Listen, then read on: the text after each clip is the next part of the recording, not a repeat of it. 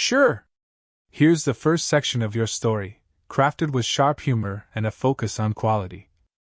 I moved to the farm for love, or so I told myself as I stumbled through a patch of cow manure for the third time that morning. The city girl in me was crying for revenge, but here I was, trying to impress my husband by pretending I could thrive in his world. It wasn't going well. The rooster had crowed at 5 a.m., and I swore I'd heard it laughing at me. By the time I'd figured out which boots to wear, my husband was already outside, working like the superhero farmhand everyone thought he was. Enter Jake, his best friend, who strolled up to me as I stared helplessly at a bale of hay. Need a hand?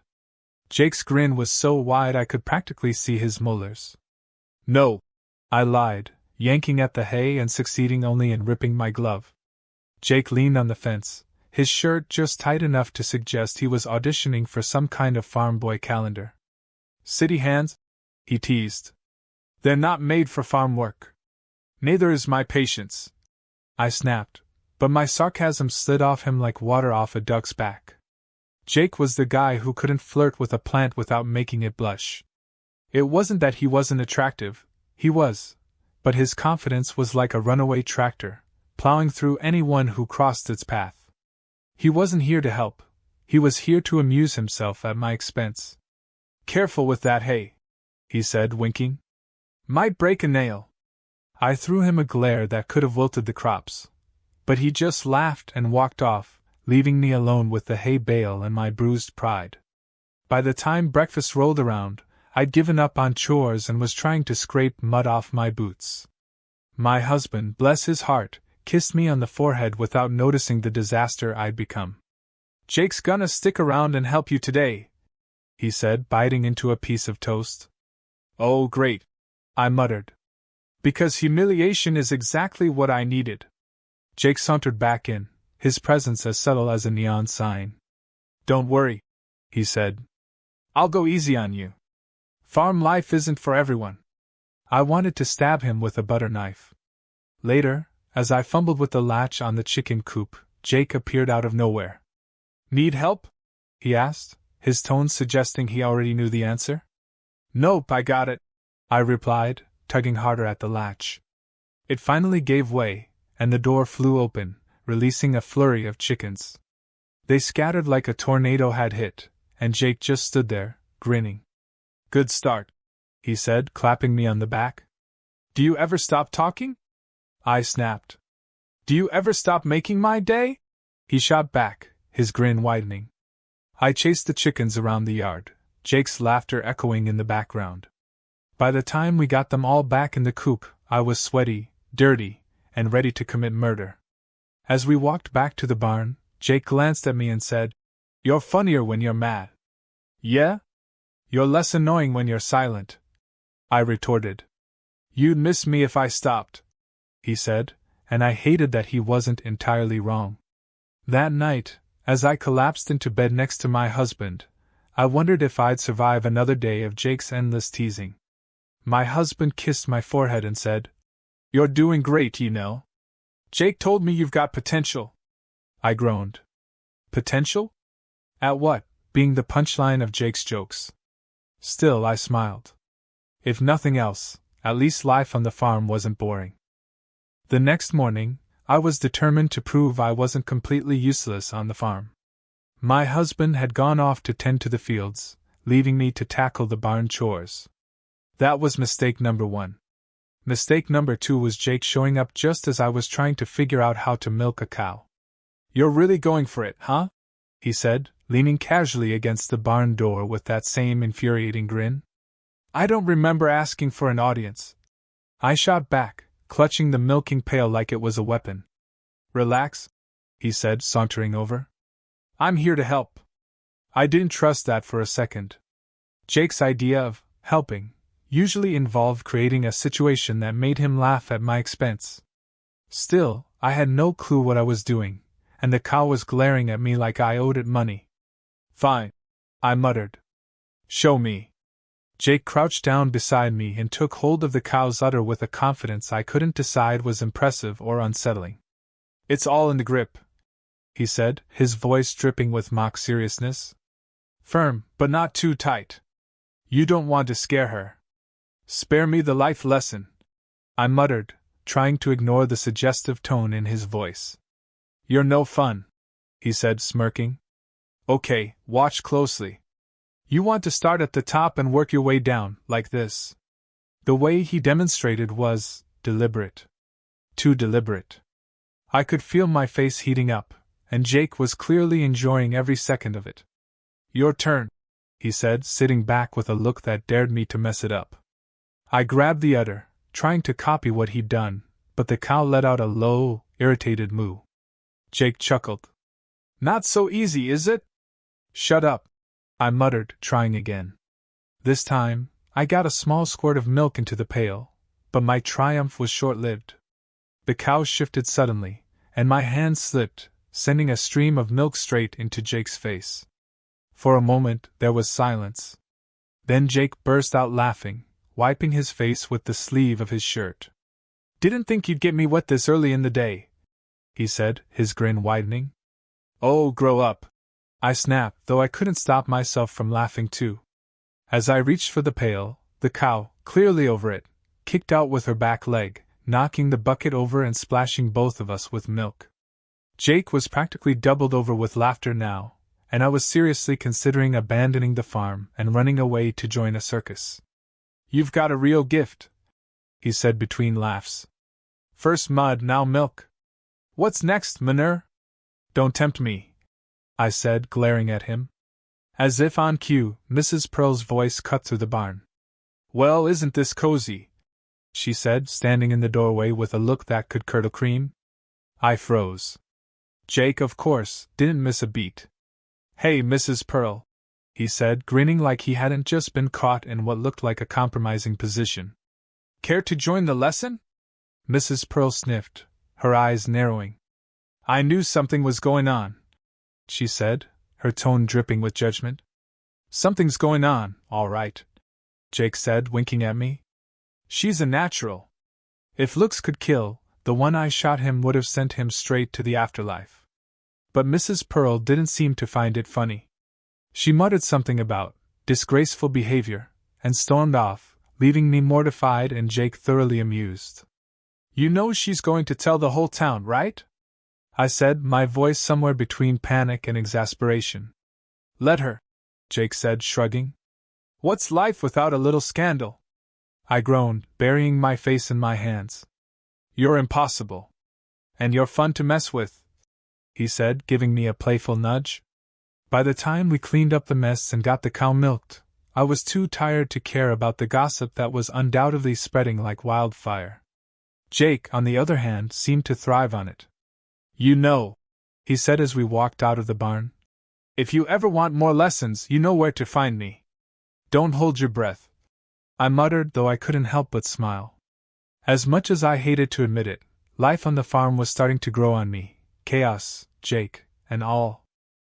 The rumors started spreading faster than wildfire. By lunchtime, the entire town seemed to know about my so-called milking lesson with Jake. Every time I walked into a room, conversations suddenly stopped, only to resume in hushed whispers the moment I left. At first, I thought I was being paranoid. But then I overheard Mrs. Pearl at the general store, practically shouting about how she'd caught me getting hands-on in the barn with Jake. The cashier, a teenage boy with a face full of acne, stared at me like I was a walking scandal. I grabbed my groceries and bolted, cheeks burning. When I got back to the farm, Jake was waiting by the fence, looking as smug as ever. Heard the news, he said, grinning. Apparently, we're the talk of the town. Why is this funny to you? I snapped, dropping the grocery bags on the porch. Because it's harmless, he said, leaning against the post like he didn't have a care in the world. People need something to gossip about. Might as well be us. Us? I nearly choked. There is no us. Try telling that to Mrs. Pearl, he said, chuckling. She's already planning our wedding. I groaned, covering my face with my hands. You're impossible. Relax, Jake said, his tone annoyingly casual. No one actually believes it. But he was wrong. The whispers weren't dying down, they were multiplying. Every trip into town felt like walking onto a stage where everyone was waiting for the next act of the drama. Even my husband's coworkers were starting to drop hints. "So," one of them said over dinner, his tone dripping with fake innocence, "Jake's been spending a lot of time here lately, huh?" My husband laughed it off, completely oblivious. "Yeah, he's been helping her adjust to farm life." I nearly spat out my drink. Adjust?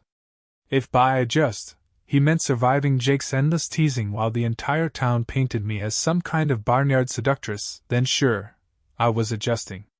That night, I confronted Jake, cornering him in the barn. "This has to stop," I said, crossing my arms. "People actually think something's going on between us." "So what?" he said, leaning casually against the wall. "Let them think what they want." I stared at him, incredulous. "Do you not care at all?" Jake shrugged. "Why should I? It's not true, and anyone who knows us knows that. You're taking this way too seriously." "Of course I'm taking it seriously," I snapped. "It's my reputation on the line." Jake stepped closer, his expression softening just slightly. "Look, I didn't mean for it to get this far. But you've got to admit, it's kind of funny." "It's not funny," I said, though the memory of him covered in milk did tug at the corner of my mouth. "It's humiliating." "Then let's set the record straight," he said, his grin returning. "We'll make it so boring no one wants to talk about it anymore." "How?" I asked, suspicious. "Easy," he said. "I'll stop hanging around so much. You'll miss me, though." "I'll survive," I said, rolling my eyes. True to his word, Jake started pulling back. He stopped showing up at the barn every morning, and the teasing jokes became fewer and farther between. The whispers, however, didn't go away. If anything, they got worse, as if the lack of interaction only made people's imaginations run wild. By the end of the week, I was at my wits' end. Jake, of course, seemed completely unbothered. When I finally snapped at him, he just laughed and said, "What did you expect? It's a small town. People need their entertainment. Then why don't you do something stupid for once and take the heat off me?" I shot back. "Because you do it so much better," he said, winking. I couldn't help but laugh, despite myself. As much as I hated to admit it, Jake's carefree attitude was starting to rub off on me. Maybe he was right. Maybe I was taking this all too seriously.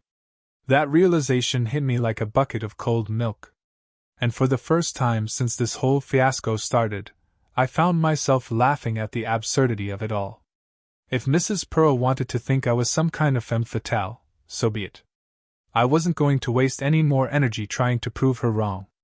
That night, as I sat on the porch with my husband, watching the sun dip below the horizon, I finally felt a sense of peace.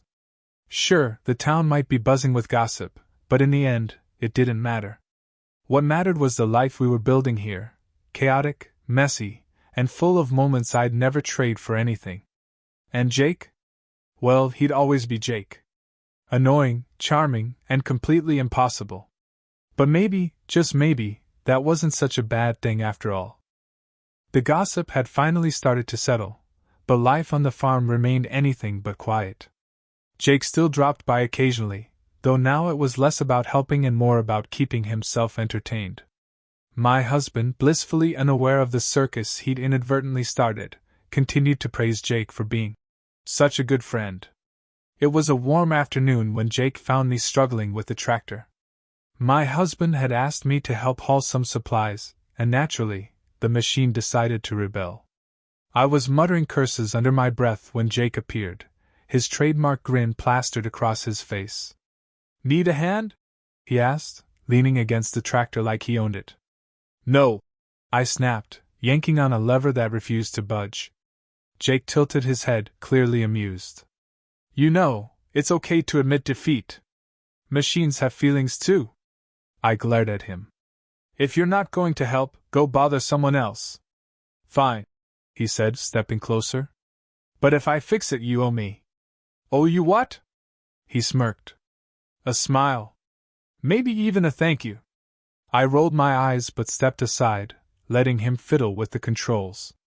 Within seconds, the tractor roared to life, and I hated how smug he looked about it. "There," he said, wiping his hands on his jeans. "Was that so hard?" "Thank you," I said grudgingly, crossing my arms. "See? That wasn't so bad," he said, flashing me a wink. I climbed onto the tractor, determined to ignore him, but he lingered, leaning casually against the fence. "You know," he said, "you're starting to get the hang of this farm thing. Is that your way of giving me a compliment?" "Maybe," he said, grinning. "Don't let it go to your head." I rolled my eyes again, but a small part of me couldn't help but appreciate the moment. As frustrating as Jake could be, there was something oddly reassuring about his presence. The day continued without incident, and by evening, I was feeling unusually accomplished. The supplies were delivered, the animals fed, and the barns swept clean. My husband was thrilled, and even Jake seemed impressed. As we sat on the porch that night, sipping iced tea, Jake leaned back in his chair and said, "You know, for a city girl, you're not half bad." "Careful," I said, smirking. "You almost sound sincere." He laughed. "Don't get used to it." For the first time since moving to the farm, I felt a strange sense of balance. The chaos, the gossip, and even Jake's relentless teasing, all of it had become part of this messy, unpredictable life I was starting to love. Sure, the town might never stop whispering, and Mrs. Pearl would probably always look at me like I was up to no good. But as I sat there, surrounded by the sounds of crickets and the smell of fresh hay, I realized none of that mattered. What mattered was the laughter, the moments of triumph, and the people who made it all worthwhile, even if one of them was an infuriatingly charming farmhand who knew exactly how to get under my skin. And as Jake raised his glass in a mock toast, I couldn't help but smile. Life on the farm might never be perfect, but it was mine. And honestly, that was more than enough.